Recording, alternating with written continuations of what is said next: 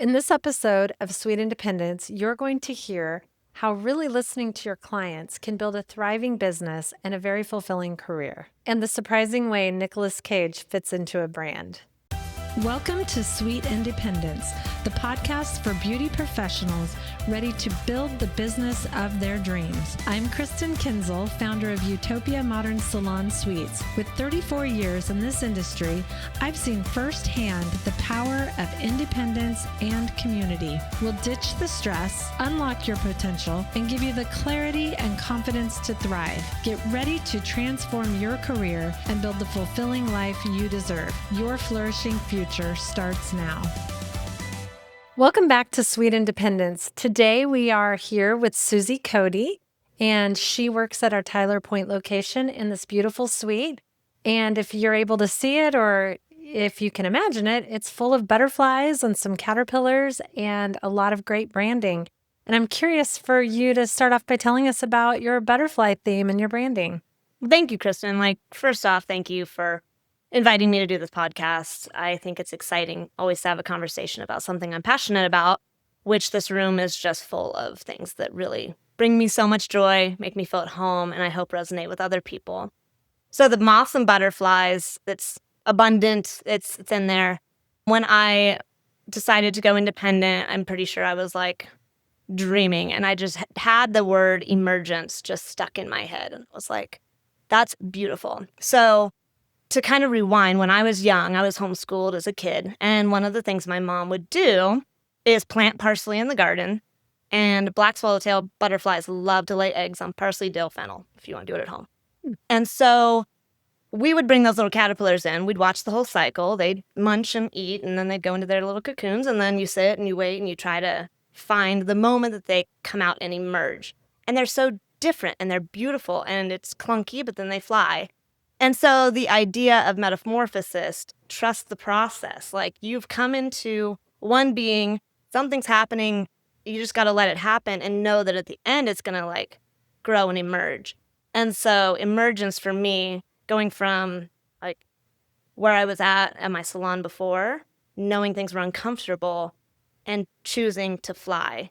And so to me that was love that. My thing. So it also translates into hair, You're a certain way, you're in my space, you can emerge as something different. And so it's my theme. I had initially started that as my brand, emergence, I thought that would be a cool name, but it got a little clunky in the branding and trying to get clients to understand that that was what I was trying to do in the space that I had moved to. So I ended up branding my name, Suzie Cote, hair artist, instead of the emergence. So it's my theme, but you'll still see that kind of all over my space. I love it. There's butterflies everywhere. And when you think you've seen them all, oh, there's another one. I know. Might be a little much, but It's not. It's resonates. very well done. Very tasteful and very you. Thank you. It's clear when you're in your space what you're about. Yeah. It has a good feel to it. Transformation is huge in this industry. Anything beautiful, it's taking what's within and just make it better. You don't need to be something different. You just need to be the best part of yourself. That. So, yeah. So with this theme of emergence, you knew something needed to change. Tell me about that. Yeah, I was at a commissioned salon for 9 years, just shy of 10, and things were really good there. I had a really great growth and met great clients and did a lot of education, but towards the end of when I decided to leave, there just was enough friction and conflict that made me feel I think we're not resonating. I like to grow. I like to change. I like to make sure that my clients are taken care of. And I just was starting to see areas of opportunity where, I'd like to do this for a client. I'd like to do this for myself. I'd like to have control with schedule. My daughter's going to be a freshman in high school. I'm going to need some flexibility. And I started seeing how those things weren't meshing. And so, you have two different avenues. You can put your head down and just kind of conform to it, knowing that you're unhappy, uncomfortable. Or I just sat with it and I was is this something that I feel in my heart I need to continue, or is this a fear? I feel the idea of going from a commission-based salon to independence, there's a lot of, maybe misinformation. a lot of it I agree. where they're like, oh, you won't do this. You'll be overwhelmed by the business side. It'll cost so much. Your clients will text you at all hours. And it's, Or they won't follow you. that's the big one. Uh-huh. They're tied to the brand. They're tied to the product. And while I think that's a beautiful way to It's a nice to narrative. care about your business, and I respect that, I had to decide, do I buy into that or not? And there was just enough, like I'd seen this come and go enough times that I was like, oh, it's my turn to just decide To emerge. to stay that. Yeah. And so, yeah, it was hard because I really did have a lot of loyalty to the brand, the space. I mean, I was an educator. I loved the people. But, when you want to change and you do express that to the owners and then you're labeled as someone who's just causing unrest, it's time. Yeah. It's What time. kinds of things did you want to change? One of the big ones was like our booking system. The one we had was archaic. And I was it hoping paper? No. It was Okay. better than paper. Okay. But I think it last updated in like 2002 or something. It was old. And I knew there was other softwares out there that could allow us to see our schedules, to have better booking situations. Online booking, I think, is a beautiful thing to be able to do or offer for clientele. Because I do believe that when you don't offer it, you're losing out on a lot of young Absolutely. clients.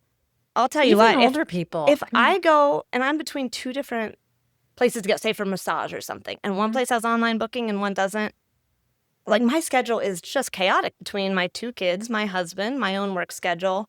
Like it's wonderful. So while I knew everyone wouldn't necessarily want to use it, I thought that was very valuable for growing a business. And so that was a big Definitely. one. And that was met with a lot of resistance. Really? Yeah, I think people want to make their appointment when they want to do it. It might be 2 a.m. when they wake up thinking about it. Let me make an appointment. And then instead of going back and forth on the phone with someone, well, I can't do that. My kid's got soccer. I already have to work that day. You can just go find your time, book it, and be done with it. It's easier for both sides, actually. There's caveats to all of Sure. it, but that's why you look for the things, or even just do that for haircuts or something like that. But again, it was obvious that that wasn't an amenity that I could provide. I wanted more variety for refreshments. And with a bigger salon, it was hard to be able to do that. Hair appointments are long. And the amount of hair appointments where someone's like shaking and I'm like, let me go find some crackers. Yeah. I like to do that because I don't want people to not come because of a discomfort. Same with like noise, music, the shampoo situation, there's little things that you don't realize someone will leave you for, but they will. If your water temperature, your pressure, if your hairbrush hurts them, they won't tell you that stuff. Right. So you got to be aware of it. Yeah. And you wanted to be able to control all of those elements that maintain your clients. Yeah.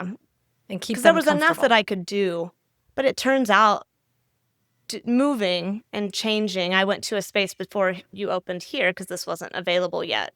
This is like ideal. I love it. Well, thank you. We So love you being here. I love being here. So I went to a space for a little over a year in the meantime, and it was a good place to learn and kind of play with my experience and my branding and get the feedback in a safe space because, people will let you know once you leave somewhere what they did and didn't like. And I even get that from that other salon. Like people have opinions. And while you can't people please for everybody, there's certain things that you're like, okay, I got the feedback. Like we wanted more privacy. I didn't know if I would prefer a busier vibe or if I wanted more of the quiet. And everyone comes in there, like, this is so great. Like, the space, they like just all the amenities. It just feels elevated. It feels like luxury, It's comfortable. So it's just been this growth and it feels so amazing to be here. Well, good. I love that. I love it when you say that. I do.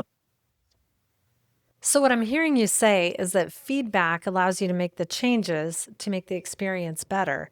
How are you getting that feedback? Tell us about that process.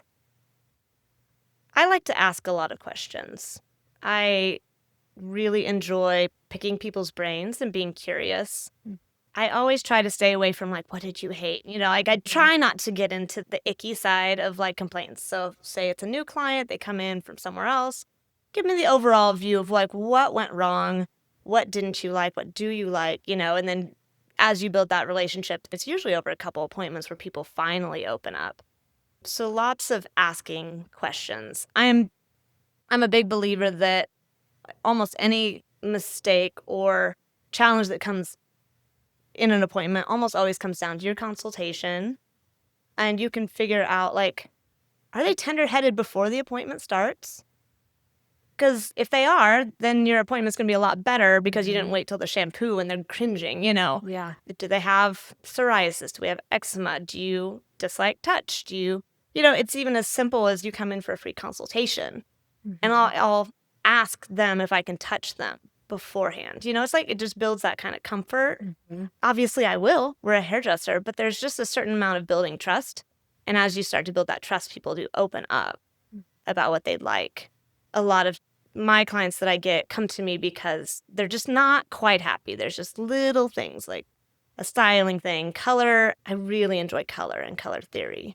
So like it's always red, or just not the right shade of copper. It's like, oh yeah, if we put a little bit of like a violet in there, it's amazing what that'll do. And I have a lot of history and background in color. I went to college for art education, wow. eventually.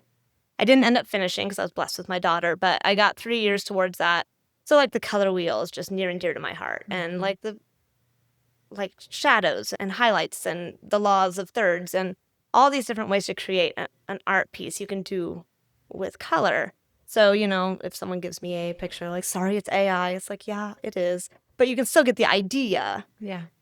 And most of the times where my eye looks is not where their eye looks. So one of my favorite questions is like, where on this photo is your eye drawn to? Like, out of all the pictures on the internet, like, why is this the one you got? Oh, that's a great question. Why did you pick this picture? Right, out of all of them. Yeah. Like, I don't know. I kind of like her eyelashes. Like, well, that's cool. Like, maybe that's not the hair picture. So Yeah. I'm very visual. So like I said, whether it's been doctored or not, you can still get the idea. Because sometimes it's not what you think it's going to be, where you get fixated on the dark shadow root. And they're looking at this piece right by the cheek. And so then, oh no, it went too dark. Well, that's because they didn't care about the shadow. So I do a lot of Interesting. educating and feedback. And a lot of times that's where things go wrong, is because you didn't ask those just little things. And I also just believe in talking to them each time. Like same as before?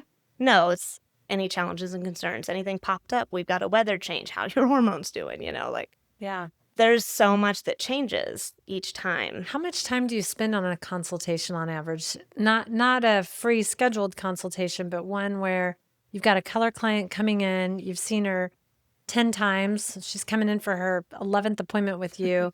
How much time do you spend in that consultation time? Probably at least 5 to 10 minutes. I think a lot of people miss that. I think that a lot of hairstylists, when they have a returning client, same thing. In fact, sometimes I've seen them have the color mixed before the client even shows up. And so I love that you give them an opportunity to share things with you, and you can learn more, collect more data, and tailor their appointment and their results to what you're hearing them say. Yeah, I feel like all of my clients have an obnoxiously custom formula. Like, rarely will I do it just straight out the tube. Like, there's always a little something that goes into that color because there's a complaint. And you can see my log. It's like, well, we added 2 grams of gold to this one. Or actually, they wanted a half a level difference because of how it faded or because they don't like this. And it's just a fine-tunement. And that comes from that 5 to 10 minute consultation. That's just a check-in. And it's amazing how it just, and then we'll find the formula and then it's like, we love it. But there's always like, is there a way to shine this up? Or I feel like this is the thing. And then we get into the nitty gritties of, oh, it's frizzy, or I feel like I'm losing it, or what's going on here. So there's always something. How does that long log of color notes and all the fine tuning and the creative mixing, how does that affect your client retention? I would imagine that those clients are scared to death to leave you. They are. I have really good retention. So many of my clients, I'm blessed that they have stuck with me through a lot of learning, but I'm never satisfied for it to just be good enough. You can overthink it completely, and I'm pickier than most. But on the flip side, like, clients are wonderful and it's like collaborative, and I don't gatekeep that either. If they were to move or whatever, I won't hide their formula or keep them hostage. It's one of those things. And again, I think that just all builds trust. Like, my clients do trust me. So even if we're experimenting, I feel like I read situations pretty well. Where it's like, hey, you're looking at it a little hard. Like, is there something that you dislike about it? And sometimes it's just because they don't have their glasses on. But sometimes it's like, okay, well, we can adjust that now, adjust it later. Yeah. That doesn't happen very often.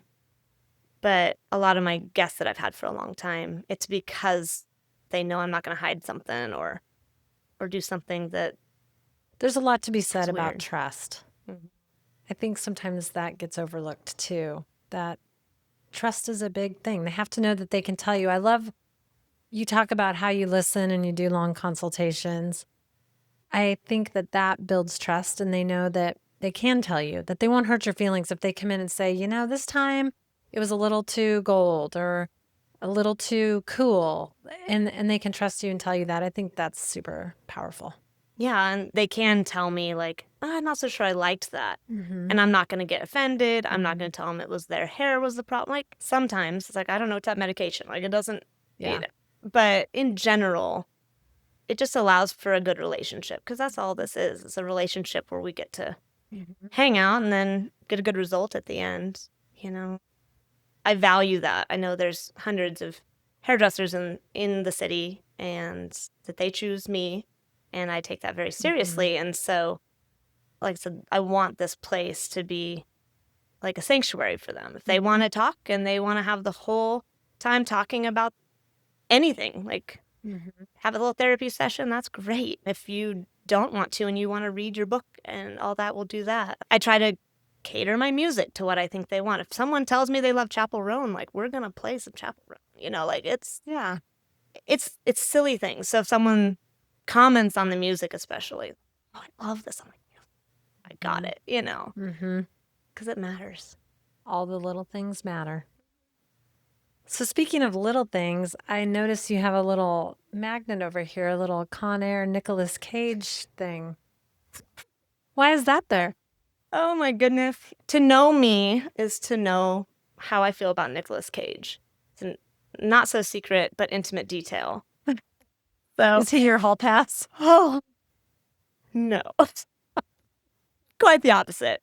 So there's those people in our lives that just really trigger a visceral response. And I've just never liked Nicolas Cage, ever. He brings up all kinds of just feelings. And so I've gone on tirades about this, and it's now a joke. So I get memes in my inbox with Nicolas Cage as a pickle, as a rabbit, as a Little Mermaid. I get every movie he comes out, someone's sending me like a trailer. Like when that vampire one came out, Painful, I got 3 messages about that.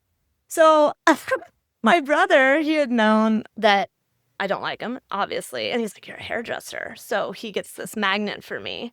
Oh, great. Con Air, with the hairdryer. And so I put that in my first salon that I was at. And it's a conversation starter. Yeah. Everyone's like, oh my goodness. So you find out who loves him, who hates him, whose mom has a crush on him, who can't stand. Like, that's a divisive human being. So when I moved to the salon before here, I was like, oh, I've got this emergence theme. I don't know, Nicolas Cage doesn't really fit in any theme whatsoever. And so I didn't bring him. And the amount of people like, where's Nicolas Cage? And I was like, is this me? So he went on the fridge and was kind of like hidden.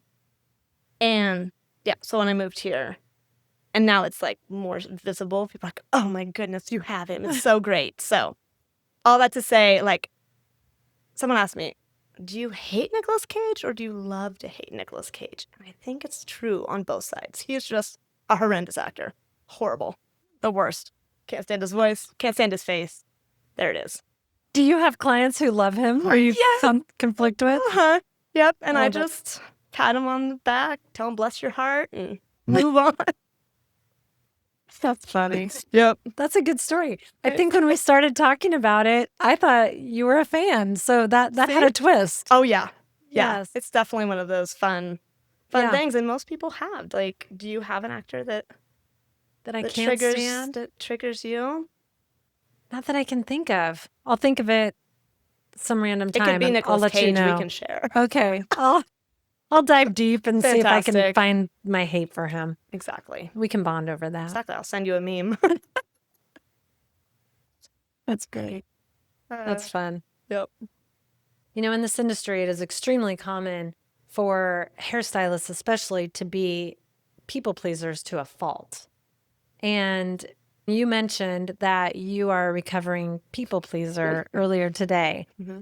So, how do you manage, or how did you come to where you can accept sometimes negative feedback and turn it around? Was that a hard process to go from being a little bit hurt by that because you're a people pleaser?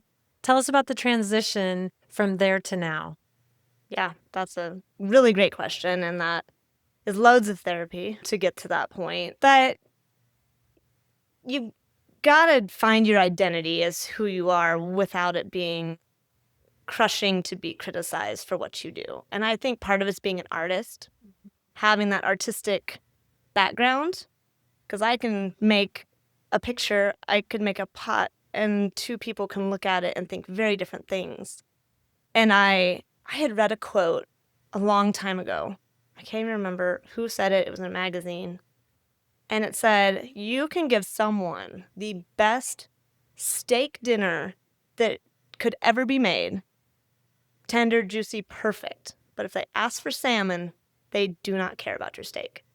And I've kind of thought the same, you know, if you completely miss the mark and it's the most beautiful color, but it's not at all what they have asked for, or you missed the mark somewhere, like, it's not because it's not beautiful. It's because you messed up somewhere. And so much, again, prevention in the consultation means that... Back to listening. Yeah. And so if you, again, dislike it, if someone's like, well, you're terrible, you're the worst, that's going to be more crushing than like, I dislike this. Mm-hmm. And so one thing I have learned through therapy and self-betterment and things like that is differentiating a feeling and not absorbing it as an empath. I'm definitely an empath.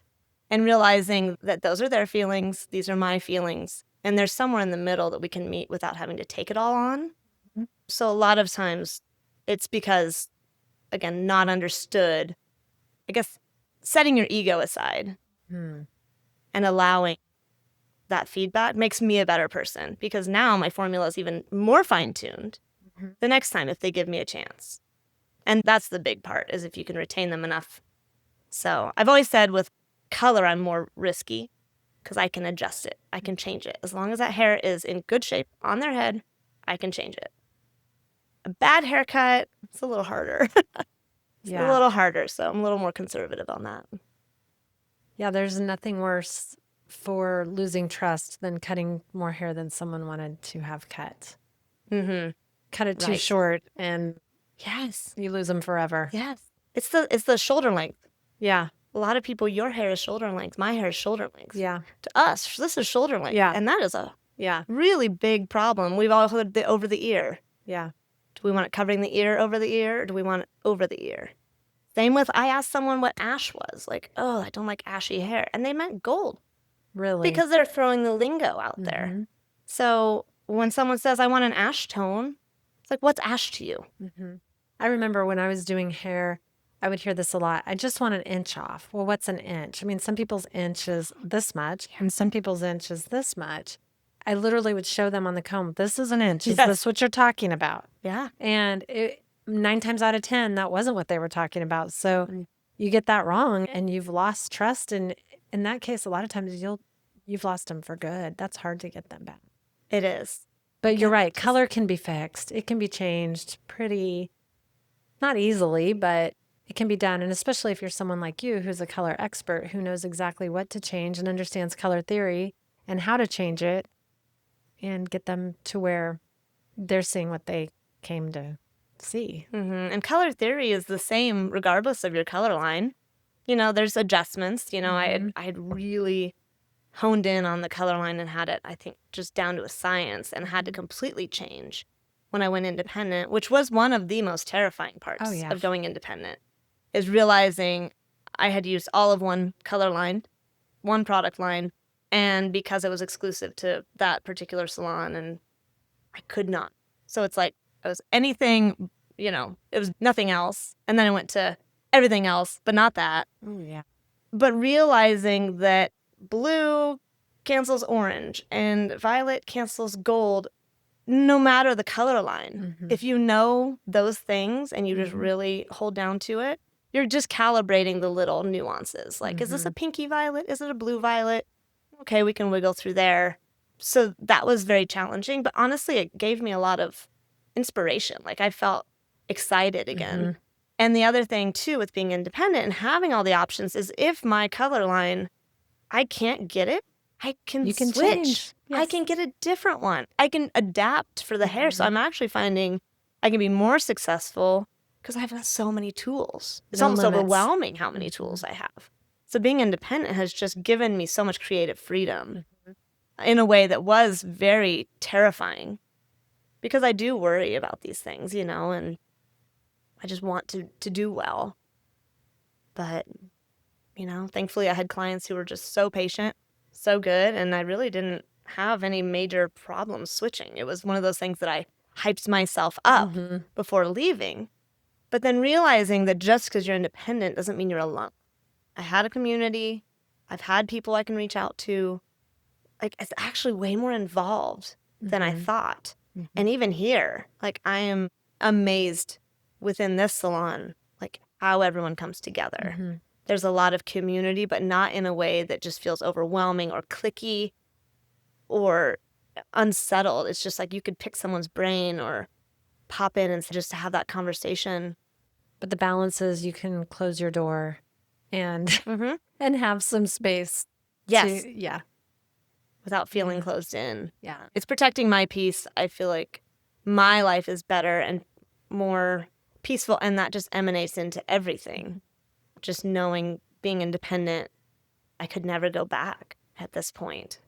Oh, yeah. I think there's no going back once anyone's gone independent. To have someone tell you when to come to work and what clients to take and what color lines to use and product lines, that's Like, my work-life balance is just beautiful. yeah. Creative freedom and work-life balance is hard to walk away from. Yeah. Yeah, it's got a lot of value to it that you can't put a price on. Is there anything else you want to get out? I think just other than just nerding out about hair and Nicolas Cage, like, I don't. I think Such a trigger. I'm so glad I know that. I'm quirky, and I feel like just leaning into being quirky. For a long time, I tried not to be. And again, through this personal journey of healing and embracing who I am, putting the people pleasing, that's part of the recovering people pleaser part, is just realizing that I can be who I am. It's going to either attract the type of people or repel the type of people. And that's what branding is attracting and repelling. And so I feel like that's done well. And that's been really exciting with being independent to play with. Do you feel like your clientele is perfectly tailored to being the people you want to spend your days with? Oh, yeah. Isn't that nice? And one of the fun things so I have so much decor in here, but I can point out everything that someone has brought me. Oh, neat. Because it resonated. I've got prints from local artists. I had a photograph that a client took and was like, this is perfect for your space. I have a diamond painting. Someone made this beautiful quilt. Like, I mean, she labored over that thing with my really emergence. nice. I have a client her and her husband, they collected butterflies. So they are the reason I have so many specimens in here, because if you've ever priced those. Really? Yeah. And I just feel blessed by all the little things like trinkets and So they give things. to you as much as you give to them. Oh my goodness, yes. And I just feel blessed and pouring into each other. I don't have those days where I just like don't want to come in at all. And it's not necessarily what they all do for me, but it's just you feel that mutual love that it's more than just a transaction. And that I feel like has been cultivated. They trust me, and I'll do whatever I can do for them within my boundaries. But it goes the other way too, and it's just. I think that's what people in general don't understand about our industry is it is so much more than transactional. Yeah. And it's the same as some businesses, and it's very different from other businesses. And I think there's pressure in the industry to do the same thing as other businesses as far as the way you do your pricing and just a lot of things. But there's nuances. We can't do it the same because it's very personal. We're touching people. They're sharing things, especially, have you noticed since you've come into a suite that people share more personal things with you? Yeah. With the privacy, you can shut the door and really find out things that sometimes you don't want to find out. Oh, yes, sometimes that, but I welcome it, you know, I like to hold space. I can tell you're someone I would want to share with. Right? I'm like, you know what, if you're comfortable enough to shed a tear, if you're comfortable enough to fall asleep during a massage, I'm gonna just assume it's because you feel good and comfortable, not because you're trying to just hold it in or whatnot. So, you know, we can deep dive as much as you want, but a lot of times it's just, I can hold that space for you. And then, you know, on my side, it's just cleansing that off later so I don't hold on to it all. How do you manage that? How do you not take it home? Still working on that. Yeah. A little bit of grounding and deep breathing and that's washing a challenge. Hands. Really? I was given that as a way. Sometimes I don't always do like the full method, but she's like, take either the soap or like ice cubes and run it underwater and allow for that to dissolve and just pretend that that's that energy that you've picked up. And it's just kind of a visualization, just letting it. And then go home and to your family listen and to leave everything. heavy metal on the way home and call it good.